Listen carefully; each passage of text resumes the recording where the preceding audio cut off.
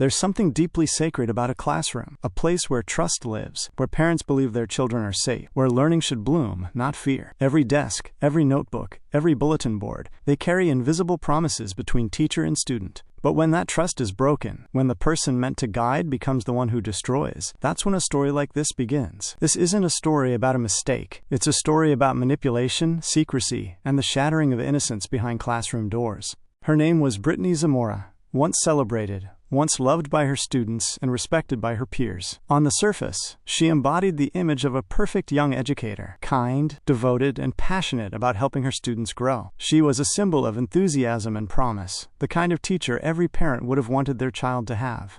But behind that image, hidden beneath smiles and lesson plans, was something darker, a pattern of messages, meetings, and decisions that would unravel her entire world. Before we continue, if you believe stories like this should be told, stories that protect awareness and truth, hit subscribe and help us keep real cases alive through honest storytelling. Before the headlines, before the trial, Brittany Zamora was living what appeared to be a picture-perfect life. Born and raised in Arizona, she graduated from Arizona State University with honors, majoring in education. Her record was clean, her performance outstanding. She even received awards and glowing recommendations from previous schools for her dedication in the classroom. In 2017, she joined Las Brisas Academy, a reputable elementary school in Goodyear, Arizona. The principal, who had worked with her before, personally recruited her because of her energy and teaching skills. It seemed like the beginning of something bright. She was young, married, and building her dream career. Together with her husband Daniel, they often posted cheerful photos, hiking, hang gliding, smiling in the Arizona sun. To anyone looking in, theirs was a happy, upward-moving life. But by early 2018, a dark double life began to surface, one that would leave parents, colleagues, and an entire community asking, how could this happen inside a school? It began innocently, as these things often do. A group chat between teacher and students for class updates, friendly reminders, and small jokes. That digital door, once opened, became the passageway for something else. One afternoon, Zamora sent a casual message to her students saying she would be out of school the next day, encouraging them to message her if they got bored. It sounded harmless. To the students, it was an invitation. To one of them, a young, impressionable teen, it was an open line to someone he admired. At first, their conversation seemed normal. But soon, the tone changed. The messages grew private, and the words more personal. Compliments turned to flirtation. Encouragement became something more suggestive. It escalated gradually, carefully, until boundaries blurred beyond recognition. Digital evidence later revealed that the teacher, a woman trusted to guide children, began expressing feelings of affection, sending inappropriate images, and crossing lines that no educator should ever cross. The teen, confused and manipulated, responded with trust, the kind of trust a child naturally gives to someone in authority. Over time, those messages evolved into meetings, planned moments away from supervision. Some happened outside school, others, shockingly, within its walls. Classrooms, once filled with laughter and learning, became silent witnesses to acts that violated the sanctity of education itself. It didn't take long before others began to notice something was wrong. Students whispered, confused by the strange attention Zamora gave to one particular classmate. She favored him in class, spoke to him differently, smiled in ways that made others uncomfortable. What some dismissed as over-friendliness, others recognized as something darker. By early March, several students, disturbed by what they had seen, decided to act. They wrote a letter to the school administration. It was handwritten, innocent but brave, describing behavior that no child should ever have to observe in their classroom. That letter landed on the desk of Principal Timothy Dickey, the same man who had once praised Zamora as an exceptional teacher. According to later records, he began asking quiet questions, informal interviews with a few students, trying to piece together truth from rumor. But at that stage, he didn't take the allegations directly to police. Instead, the school remained silent, waiting for confirmation that never came. Meanwhile, Zamora herself had caught wind of the whispers. Panic set in. She rushed to the principal's office, tears in her eyes, defending herself against what she called lies from jealous students. She claimed she had done nothing wrong, that she loved her husband, that she'd never risk her career. Her words were passionate, desperate, but soon, events would prove otherwise. Only a week later, the truth emerged, not through school channels, but from a parent's intuition. At home, the teen's father and stepmother had begun noticing changes in their child's behavior, withdrawn, secretive, unusually protective of their phone. The small signs that every parent recognizes when something isn't right. Suspicious, they installed a monitoring app on the device, one that flagged certain words and phrases. When the notifications came in, they revealed repeated exchanges with one particular person, the child's teacher, Brittany Zamora. What they found left them stunned. Explicit conversations, messages that no teacher should ever send, photographs no educator should ever share. That night, as the reality sank in, the parents' heartbreak turned into outrage. They confronted their child, who, in confusion and fear, admitted that inappropriate contact had occurred. The parents immediately contacted the school and arranged to meet the principal the following morning. But even before that meeting, they went directly to the police. The call reached the Goodyear Police Department in the early hours of the morning.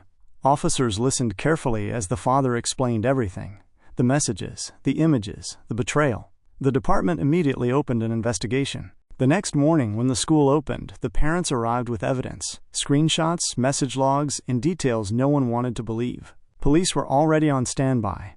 But as later records would show, what shocked investigators wasn't just the crime itself. It was how much had already been whispered within those walls before the alarm was truly raised. The investigation moved swiftly. Digital forensics confirmed that Zamora had exchanged explicit messages with the student using both school communication apps and personal accounts like Instagram. The conversations left little room for doubt. They revealed a pattern of grooming, the gradual, deliberate process by which an adult breaks down a child's boundaries through attention, flattery, and secrecy. Forensic analysis also revealed a series of physical encounters, some off campus, some on school grounds. Witness statements from other students confirmed moments of inappropriate behavior, a hand lingering too long, a private joke that made no sense to anyone else, strange requests during class hours. When police pieced everything together, the portrait was chilling. A teacher who had methodically manipulated her position of trust for personal gratification. On March 22, 2018, Brittany Zamora was arrested while returning home from school. Body cam footage captured her calm but tearful demeanor as officers read her rights. In the interrogation room, she cried, asked whether the case would be made public, and insisted she was a good person who had made a terrible mistake. When pressed for details, she invoked her right to remain silent. News of her arrest spread rapidly. By evening, it was everywhere. A respected teacher charged with exploiting a student. Classmates, parents, and teachers at Las Brisas Academy were left reeling. Many refused to believe it. Others, silently, said they had feared something like this for weeks. Her husband, Daniel Zamora, stood by her side in the early days. Reports later revealed that on the same day she was arrested, she had called the victim's parents, attempting to defuse the situation, a conversation that the family recorded. The parents were firm, emotional, furious. "Your wife preyed on a child," the father said in that recording, his voice trembling with anger. It was a confrontation that left no doubt about how deeply their family had been wounded. Daniel, still clinging to denial, sent his wife text messages urging her to remain calm, to act innocent, to say nothing. He told her to claim it was all fantasy talk. But by then, the evidence was overwhelming. Over the next few months, as investigators gathered more evidence, Zamora's reputation collapsed. The woman once celebrated as Teacher of the Year became the face of betrayal and scandal in Arizona education. Court documents later revealed that for over a year she denied the allegations, refusing interviews and maintaining her innocence. But when the evidence was presented, the messages, the photos, the witness statements, she changed her plea. In July 2019, Brittany Zamora pleaded guilty to charges involving sexual misconduct with a teen.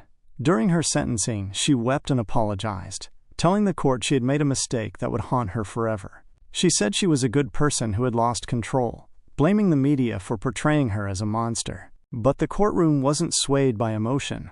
The judge handed down a sentence of 20 years in prison, followed by lifetime probation, a punishment that reflected the seriousness of her betrayal. For the victim's family, it was both justice and heartbreak. They spoke of sleepless nights, trauma, therapy sessions, and a child who would never see school the same way again. Their words in court were raw, describing pain that cannot be undone, trust that can never be rebuilt. After the sentencing, Zamora's marriage dissolved. She filed for divorce from Daniel while behind bars, citing irreparable damage to their relationship. Some reports suggested she met someone else while incarcerated. Others said she simply wanted to protect her husband from public humiliation.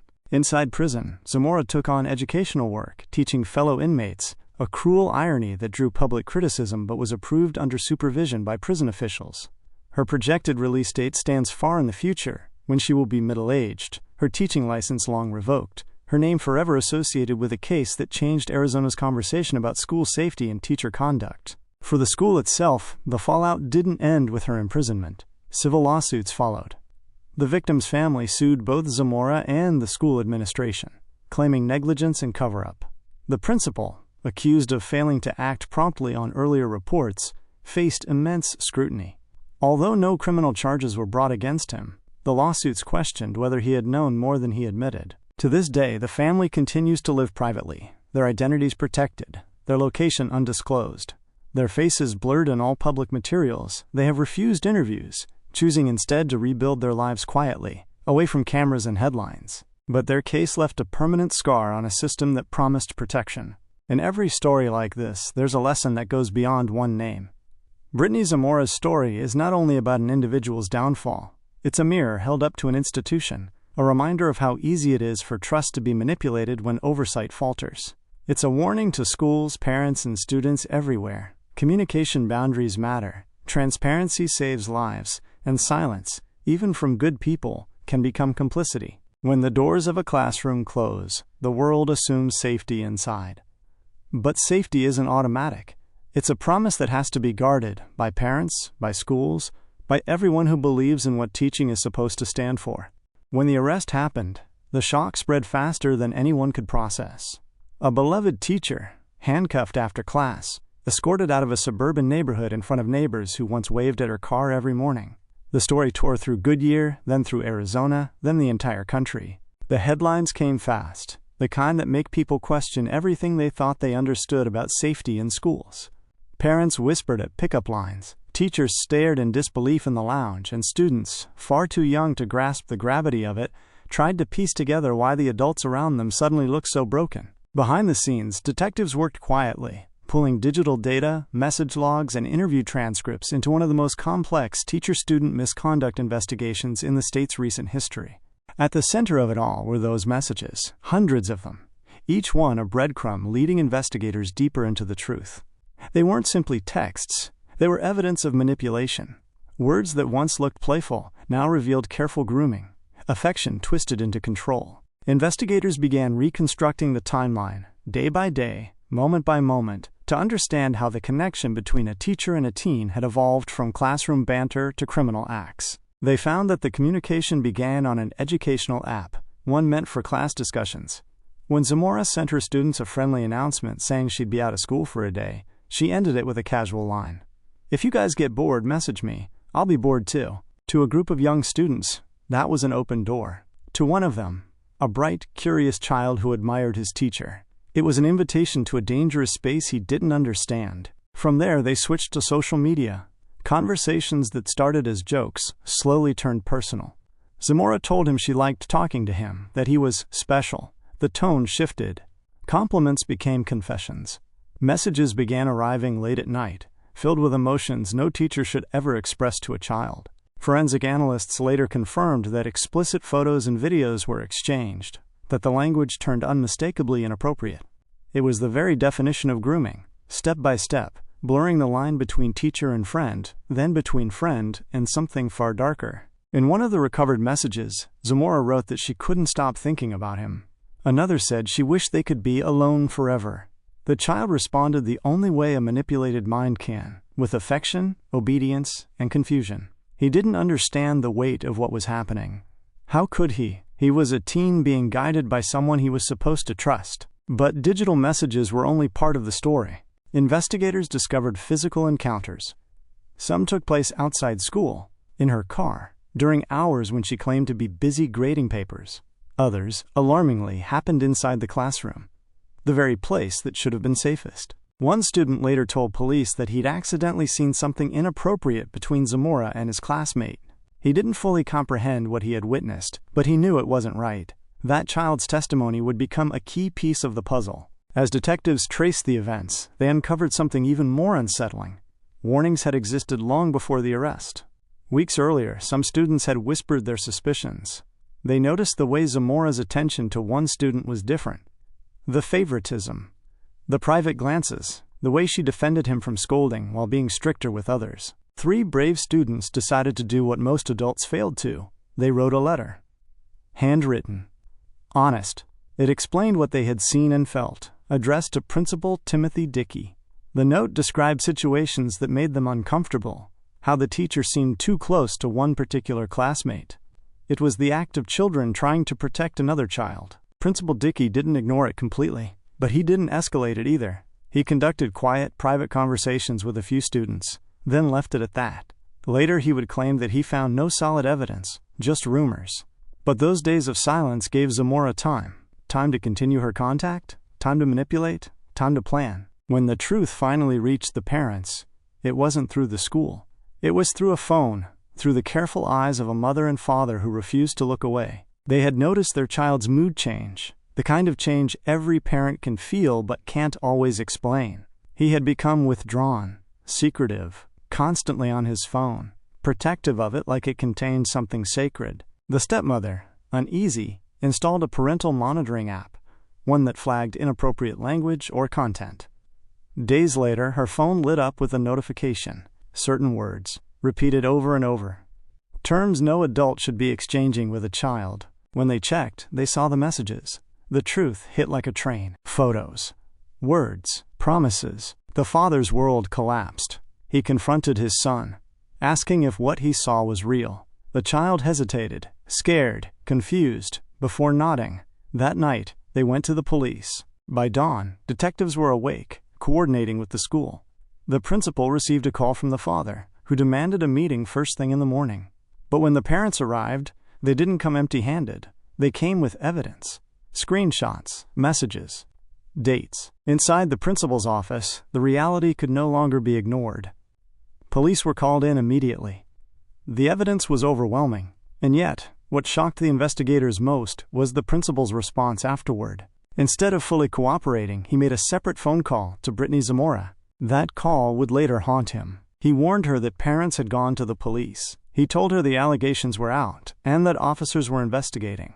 For detectives, that act, whether motivated by panic or loyalty, was reckless.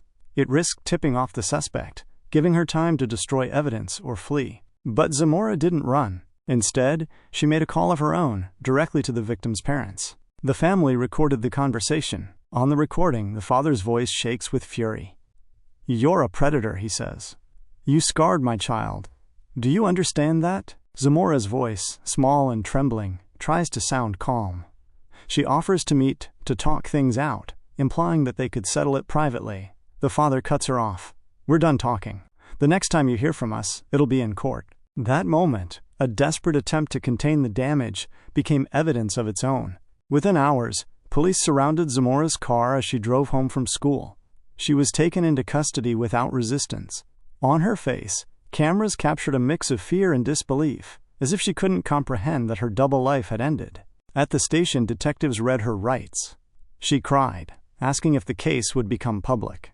She worried about her career, her marriage, her reputation.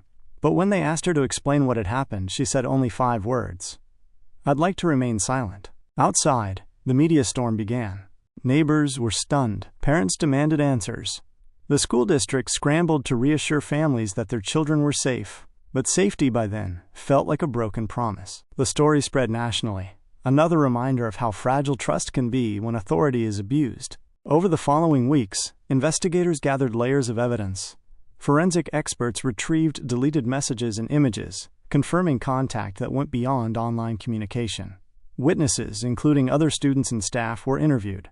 Every detail was examined: where, when, how, and who knew. As prosecutors built the case, they found one common thread.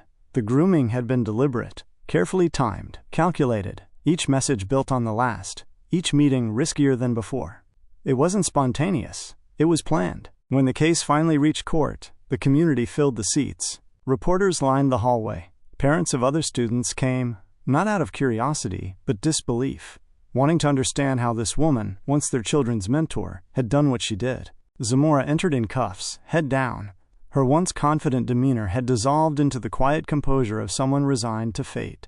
Her lawyer initially tried to argue that the relationship was mutual, but prosecutors shut it down quickly. A teen cannot consent they reminded the court. Not in law, not in ethics, not in humanity. The courtroom heard evidence that was hard to digest: message transcripts, statements, and testimonies from experts explaining grooming behavior. They painted a picture of manipulation so thorough that it robbed a child of innocence before he even realized it was happening. When Zamora finally spoke, her words were filled with regret. "I'm not a monster," she said, her voice shaking. "I made a mistake that will haunt me forever." But the judge's expression remained cold. When it was time for the victim's father to speak, the room fell silent. His voice cracked as he addressed the woman sitting only feet away from him, the woman who had once promised to teach his son. "You destroyed something sacred," he said. "My child trusted you. You stole that from him. You stole that from all of us." The judge delivered the sentence slowly, clearly: 20 years in state prison, followed by lifetime supervision. Zamora sobbed as the verdict was read. Her husband, sitting quietly in the back, stared blankly. For the first time, the full weight of her actions seemed to land. The courtroom emptied, but the consequences echoed far beyond its walls. In the months that followed, her name became a symbol, not of teaching, but of betrayal. Her mugshot appeared on every news outlet. Her old classroom sat empty, a haunting reminder of what once was. Parents spoke to their children about boundaries, about safety, about trust. Conversations no parent wants to have, but now had to. In prison, Zamora's life changed completely. Gone were the bright classrooms and lesson plans. Now there were metal doors, count lines, and time. She applied for work inside and, ironically, became a teaching assistant in an inmate education program. Many called it ironic. Others called it cruel. But for Zamora, it was the only piece of her old identity left. Her husband filed for divorce not long after, though court records show she was the one who initiated it officially in 2020, citing irretrievable breakdown. Some believe she did it to protect him from further association. Others thought she was ready to sever ties completely. Meanwhile, civil cases continued. The victim's family sued the school district and principal, claiming gross negligence. They alleged that warning signs had been ignored, that the administration's inaction allowed the abuse to continue. Those lawsuits dragged on for years, as lawyers debated who knew what and when. Through it all, the teen and his family remained silent, their identities protected. They moved away, seeking a life without the shadow of headlines. But as one investigator put it, "You don't ever walk away from something like this. You just learn to live beyond it." For Brittany Zamora, life became a series of consequences. For the community, a cautionary tale. For educators everywhere, a warning that ethics cannot exist without vigilance. There are stories that fade with time, but this one lingers, not because of fame, but because of what it represents. A reminder that even in places built on trust, darkness can find a way in. When a teacher crosses that line, it doesn't just wound one child, it wounds an entire faith in education itself. When the courtroom doors closed and the cameras turned away, what remained was silence. The kind of silence that only follows devastation. For a while, that silence hung heavy over the city of Goodyear. People avoided the subject. Teachers whispered in hallways, parents glanced uneasily at classrooms, and students moved on to new grades with a caution that hadn't existed before. It was as if a piece of innocence had been permanently stripped from the community. The name Brittany Zamora had become both a warning and a wound. Her mugshot, a once smiling teacher now in orange, traveled across every television screen and headline. Overnight, the story became national news. Arizona teacher sentenced to 20 years for exploiting teen student. Reporters dug into every detail of her past, her awards, her marriage, her social media posts. They wanted to understand how someone who appeared so polished, so normal, could fall so far. Neighbors described her as sweet and devoted. Parents who had once trusted her now felt sick when they looked back on class photos, realizing she stood beside their children in every picture. And while the public processed outrage, the victim's family faced the more personal task of healing, something that can't be written in headlines. Inside their home, life had changed completely. Therapy sessions replaced family outings. Nightmares replaced sleep.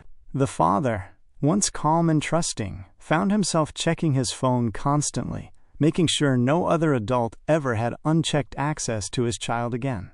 The stepmother described the household as a place of quiet recovery, where every conversation had to be rebuilt carefully. They moved away shortly after the sentencing. New neighborhood, new school, no interviews. They wanted peace, not publicity. For them, the justice system had worked, but closure was still a foreign word. Inside Perryville Prison, Brittany Zamora began serving her sentence. The same woman who once stood in front of a chalkboard now woke up to the metallic clang of prison gates. She spent her early months in isolation, kept separate from the general population, while officials assessed her safety. According to internal reports, she eventually joined an inmate education program, helping with tutoring under strict supervision.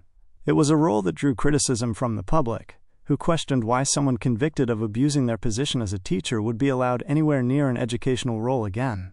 But inside prison, work is work, and for her, teaching had been the only skill she knew. Guards who worked with her described her as quiet, polite, and withdrawn.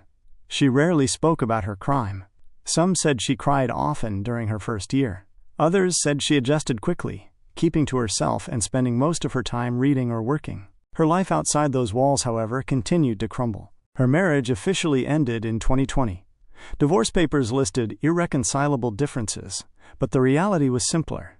Everything that had once defined her, career, reputation, love, had been destroyed. Yet even in confinement, she tried to rewrite her narrative. She told one reporter through legal correspondence that she was not the monster people painted her to be, that she was a, quote, good person who made a bad decision. Those words sparked public outrage. For victims' advocates, it sounded like denial, a refusal to fully accept responsibility. Meanwhile, the legal aftershocks continued to ripple outward. The civil lawsuit filed by the victim's family pressed forward, naming both the school district and Principal Timothy Dickey as defendants. The complaint accused them of negligence, arguing that warning signs had been ignored, that students' letters had been dismissed, and that the administration failed to protect a child in their care. Court documents showed that, even before the arrest, Dickey had been alerted to rumors. He'd spoken to Zamora privately. He'd been emotional, even defensive of her. But after the scandal broke, his silence became a question mark. Parents wanted to know why the matter hadn't been reported to authorities sooner. In depositions, he insisted that he had no clear proof, only hearsay. "I didn't want to ruin an innocent person's career based on gossip," he said. But the lawsuit argued that his hesitation allowed the situation to escalate. The school district defended itself, claiming that it had followed proper protocol once tangible evidence surfaced. They maintained that they had no way of predicting what Zamora was capable of, that she had deceived everyone. The lawsuit dragged on, but for the family, it wasn't about money. It was about accountability, about making sure no other parent ever had to hear their child whisper words no child should know. As months turned to years, the case became a reference point for educational policy discussions across the country. Lawmakers cited it when proposing tighter communication rules between teachers and students. Some school districts banned private texting between staff and students altogether. Others introduced software to monitor teacher accounts for inappropriate contact. Training programs for educators began to include segments on digital boundaries, how something as simple as a late-night message can cross a line. The Brittany Zamora case had changed the landscape of teacher-student communication forever. But the broader issue, the human one, lingered.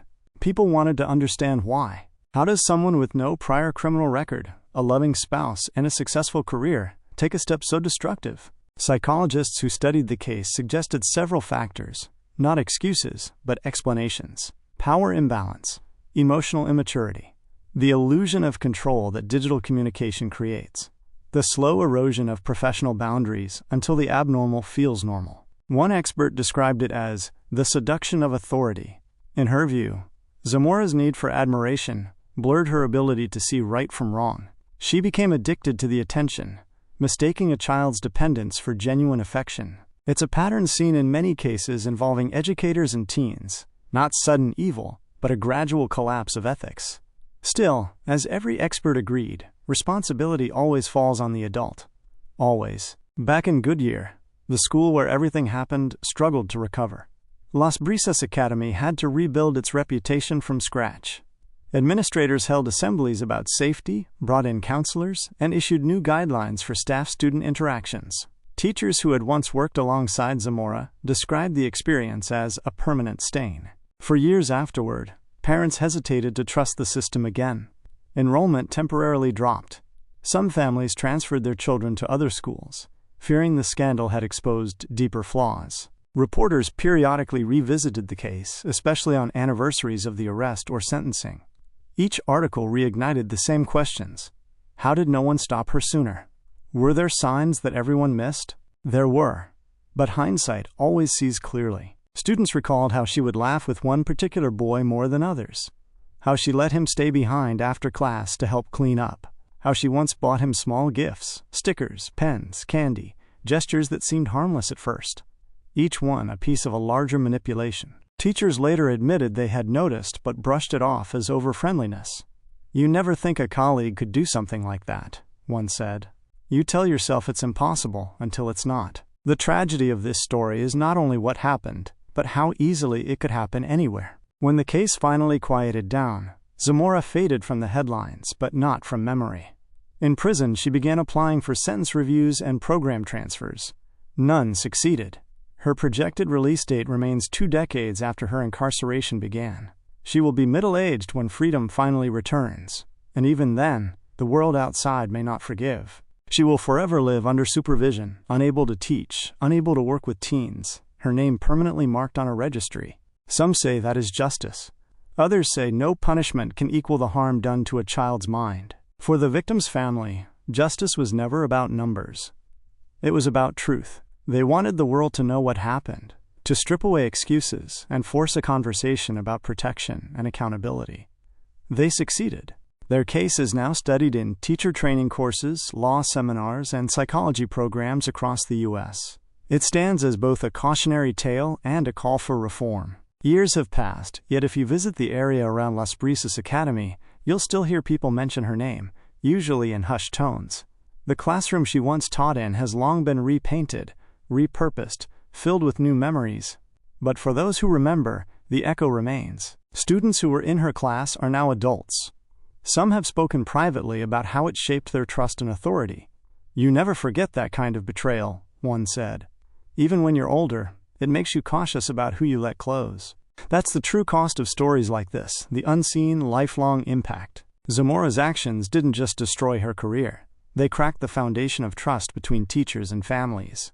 Every school talk about safe adults now carries the shadow of her example. Every new teacher orientation includes reminders drawn from her case. There's a haunting duality in the image of Brittany Zamora, the smiling teacher in her yearbook photo and the prisoner behind bars. Both are the same person. One shaped young minds, the other betrayed them. Between those two images lies the line between trust and exploitation, a line she stepped over and could never return from. The story also raises an uncomfortable question. What drives society's fascination with cases like hers? Part of it is horror, the disbelief that someone so normal could commit something so devastating. But another part is reflection, the need to understand how institutions fail, how systems bend before they break. The Brittany Zamora case exposed not just one crime, but an entire web of silence and assumptions that allowed it to happen. If the students hadn't written that letter, if the parents hadn't checked that phone, would the truth have ever come out? That question lingers, not just in Goodyear, but in every school across America. Parents now double-check the boundaries between educators and students. Districts monitor online communication more strictly. Yet no law, no policy, no training can ever replace the simplest safeguard of all, awareness. Because predators don't appear as monsters at first glance. They often look like helpers, mentors, even heroes. And that's what makes them so dangerous. For Brittany Zamora, the rest of her story will unfold behind walls. Her life before may feel like a distant dream. Lesson plans, smiling students, a husband's hand in hers. All of it gone. But outside, her name remains a reminder. A warning carved into the collective memory of educators and parents alike. Trust is sacred. And once broken, it never heals the same way again. Time moved on, but the shadow of Brittany Zamora's case never really faded. Even years later, her name carries a sting, not just for the people of Goodyear, Arizona, but for educators and parents everywhere. It became one of those rare stories that changed more than headlines. It changed systems, training, laws, and the way parents talk to schools about trust. By the early 2020s, the school district had fully restructured its internal reporting policies. Teachers were no longer allowed to contact students through personal accounts. Every message, every online classroom conversation had to pass through monitored software. Principals and counselors received new training to spot boundary violations long before they escalated. It was a late reform, born from pain, but it worked. Meanwhile, inside Perryville Women's Prison, Brittany Zamora's life settled into an uneasy rhythm. Days turned into weeks, weeks into years. She taught basic education classes for other inmates, supervised at all times. It was a strange kind of irony, the teacher still teaching, though her audience was no longer children, but women who had also crossed the lines of the law. Guards who worked with her described her as quiet, soft-spoken, rarely causing problems. Some said she seemed like someone who still hadn't accepted the full weight of what she'd done. Others said she spent most of her time reading, keeping a low profile. Her family rarely visited. Her ex-husband, Daniel, had rebuilt his life privately, avoiding interviews and declining every media request. He'd once stood beside her in court, but time and truth have a way of separating people forever. In 2021, Zamora applied for an internal program to reduce her custody level through good behavior. It was denied. The court had been clear. Her sentence would stand as is. From the outside, public interest began to fade. News cycles moved on. New scandals filled screens. But every few years, her case resurfaced. A reminder of how deep betrayal can cut when it comes from someone meant to protect. When people discuss the Brittany Zamora story today, the focus isn't on the crime itself. It's on what it revealed about power, boundaries, and the digital age. In earlier generations, communication between teachers and students happened face-to-face. Today, it happens on phones, apps, and private chats, spaces where oversight disappears with a single swipe. Experts say that's what makes cases like this so difficult to prevent. The warning signs are subtle, hidden in algorithms and messages that vanish in seconds. Grooming doesn't always look like danger. Sometimes, it looks like kindness, encouragement, attention. It begins with a compliment, "You're special," and ends with devastation. Psychologists who examined similar cases have noted the same pattern over and over. A trusted adult uses admiration to build dependency. They blur emotional lines, making the child believe that the affection is mutual.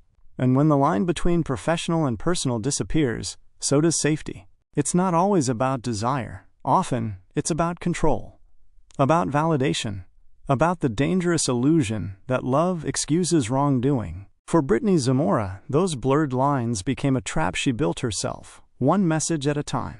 But even as her story spread across the country, sparking outrage and disgust, it also forced schools to confront a painful truth. Systems are only as strong as the people who enforce them. The policies were already there, the rules already written, yet no one acted in time. The principal, who once praised her, who once called her one of the school's best teachers, later admitted that the letters written by concerned students should have been taken more seriously. "If I could go back," he told reporters, "I'd handle it differently." But the damage had already been done. That's the thing about warnings. They're only useful if someone listens. As for the victim's family, they remain private, their location undisclosed, their faces never shown. They won their civil case quietly, reaching a settlement that included commitments for improved safety training in the district. But their victory came with no celebration, only quiet dignity. In interviews given through their attorney, they said they didn't want revenge. They wanted prevention. They wanted to make sure their pain meant something. For them, every memory of that classroom is a wound, and every small reform in its aftermath is a step toward healing. The court psychologist who evaluated the teen years later said the long-term effects of betrayal by a trusted adult are profound. The trauma doesn't vanish with time. It reshapes the way trust itself is understood. Many survivors grow into adults who struggle to connect, who second-guess affection, who flinch when someone praises them too warmly. Because once you've been groomed by someone you admired, even kindness can feel dangerous. That is the real tragedy. Not just the act itself, but the shadow it leaves. Behind prison walls, Zamora occasionally writes letters to friends, to distant relatives. Some have surfaced publicly. In them, she speaks about loneliness, faith, and regret. She says she prays every night for forgiveness. She talks about wanting to become a better version of herself. But forgiveness, in stories like this, is complicated. To the world, she remains a cautionary symbol, proof that evil can wear a kind smile and carry a clipboard. To the victims and their families, she remains the face of an unhealable scar. And to herself, she remains someone trapped between guilt and denial, between the person she thought she was and the one the world now sees. Her release date sits far in the future, 2039. By then, the classroom she once taught in will have been rebuilt, repainted, filled with generations who have never heard her name. But her story will remain in teacher training manuals, law seminars, and child safety workshops as a permanent reminder of what happens when power meets secrecy. There are no winners in a story like this. Only survivors. The child who lost innocence. The parents who lost peace. The colleagues who lost faith. And the teacher who lost everything. Every true crime story asks the same question. How could this have been prevented? The answer here is both simple and devastating. By believing the small voices sooner. It was students, not adults, who first saw the truth. It was parents, not administrators, who took action. And it was evidence, not trust, that finally stopped her. That's why this story matters. Not because it's sensational, but because it reminds us that silence has a cost. Years after the sentencing, one of the investigators who worked the case spoke publicly about what stayed with him the most. Not the evidence, not the courtroom, but the moment he saw the father holding his son outside the police station. That's when I realized, he said, we don't just protect laws, we protect innocence. That's the line that carries through every word of this story. It's not about punishment. It's about the preservation of trust. Because once that trust is shattered, entire communities feel it. In every parent's heart, in every child's hesitation, in every school policy rewritten in fear. The legacy of Brittany Zamora isn't just her crime. It's the echo she left behind. An echo that says, watch the quiet corners, listen to your children, and never assume that goodness is guaranteed just because someone wears the title of teacher. And yet, amid the darkness, there's a lesson of resilience. Because for every story of betrayal, there's a story of survival, of parents who refused to stay silent, of a community that demanded reform, and of a child who, despite everything, found his way back to a semblance of normal life. The world can be cruel, but it can also learn. If anything good came from this tragedy, it's that schools everywhere now have better tools, better oversight, and more awareness than before. The scars may remain, but so does the strength of those who refuse to let silence win. When the story of Brittany Zamora is told, it shouldn't end in a courtroom or a prison cell. It should end here, with a reminder that vigilance is not paranoia, that transparency is not mistrust, and that every parent, teacher, and child has a role in keeping the promise of safety alive. Because a school should never be a place of fear. It should be where dreams begin, not where they end. If you found this story informative, insightful, or powerful, don't forget to like, share, and subscribe, not for sensationalism, but to help raise awareness about the importance of protecting children and enforcing accountability. Comment below. Do you believe Brittany Zamora's sentence was enough? Or should the system impose even stricter penalties for those who abuse positions of trust? Let's talk about it, because these conversations save lives. This has been the story of Brittany Zamora, a lesson in power, in silence, and in the cost of broken trust. Stay aware, stay vigilant, and until next time, stay safe.